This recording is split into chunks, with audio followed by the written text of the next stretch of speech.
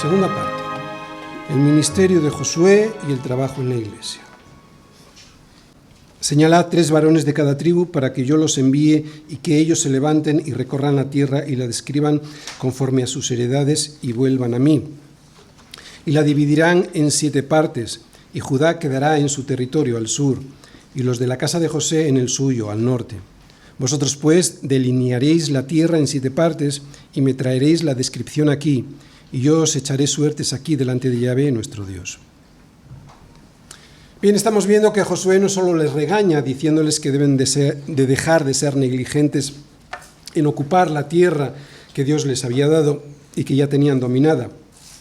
Él hace eso porque tiene que hacerlo, sí, pero es que además les encomienda trabajo para poder solucionarlo. Aquí vemos que primero les señala el paso que han de dar para que dejen de estar ociosos y así puedan cumplir con el propósito que Dios tenía para ellos. Josué ya era viejo, habían pasado los años de la guerra y la tierra pues ya la habían conseguido, ¿no? Ya había sido sometida por el Señor. Aunque tuvieron que luchar para conseguirla, evidentemente, estamos viendo aquí que es un regalo de Dios, soberanía de Dios, y que ellos tuvieron que luchar para conseguirla, responsabilidad del hombre, que es como siempre trata Dios con nosotros. No nos da regalos para que hay que trabajar esos regalos. Pero como ya vimos en sermones anteriores, la responsabilidad del pueblo de Israel para ocuparse en lo que tenía que ocuparse se había relajado en el último momento, hasta el punto de que estaban dejando escapar la oportunidad que tenían sobre sus enemigos cananeos. Esa ventaja que tenían sobre ellos la estaban dejando escapar al no entrar a ocupar la tierra que ya tenían.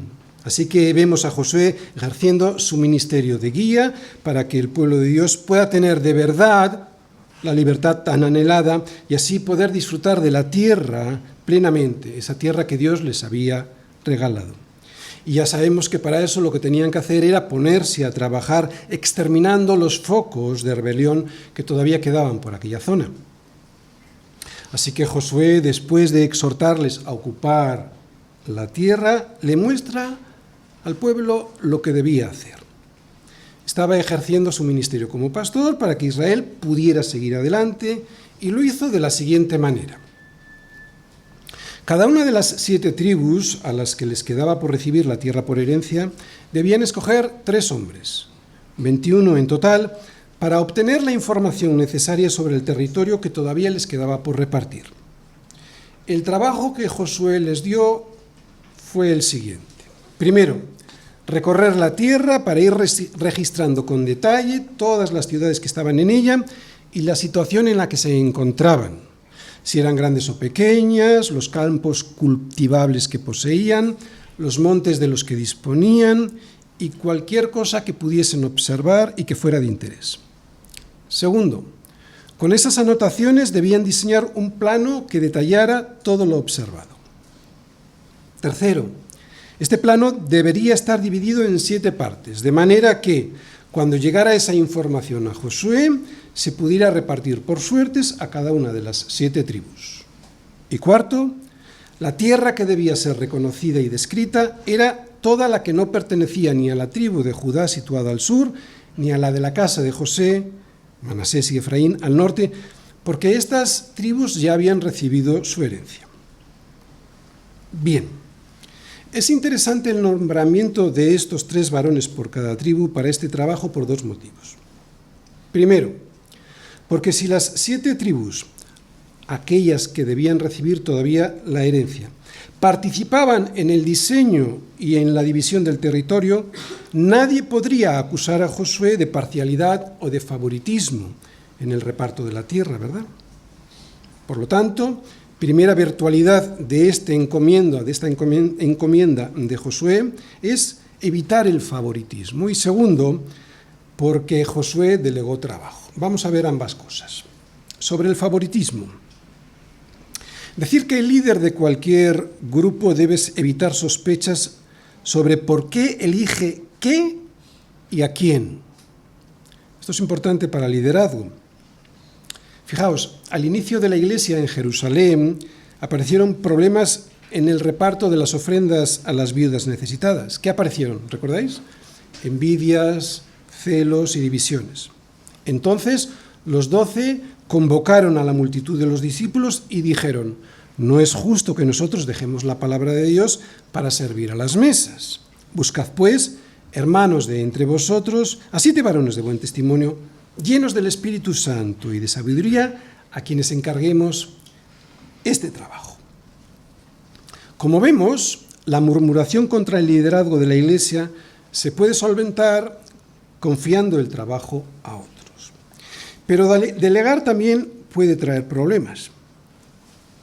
En cualquier iglesia existe esta tensión, la tensión entre la necesidad de delegar, porque hay mucho trabajo, ¿no?, y la resistencia a recoger ese trabajo delegado, ¿no?, por parte de los miembros de la congregación. Enseñanza espiritual para nosotros. Hay varios motivos por los que todos debemos delegar y por lo que todos debemos recoger esa delegación. Primero, todos los miembros de la Iglesia del Señor han sido llamados a servir en su cuerpo.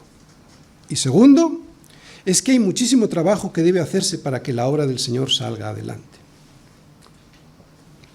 No hay mayor gozo para un líder bíblico que ver a los miembros de su congregación preparados para luchar y entrar a ocuparse en la tierra regalada por el Señor.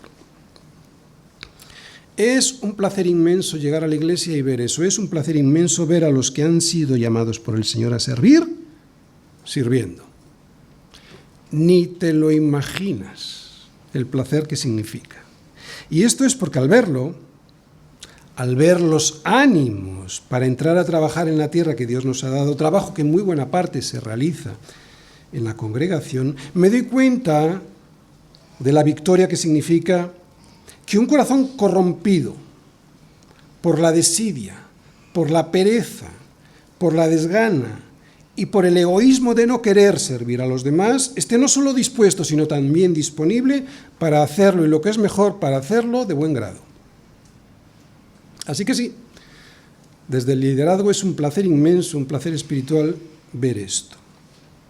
Pero esto solo es una parte, porque aunque es cierto que todos los miembros del cuerpo de Cristo están llamados para servir y que hay muchísimo trabajo para hacer, el pastor debe ser valiente para delegar. Entiendo perfectamente que uno de los motivos que algunos creyentes tienen para no servir en la obra del Señor es que nadie les ha confiado trabajo. Pero es cierto que también hay que pedirlo.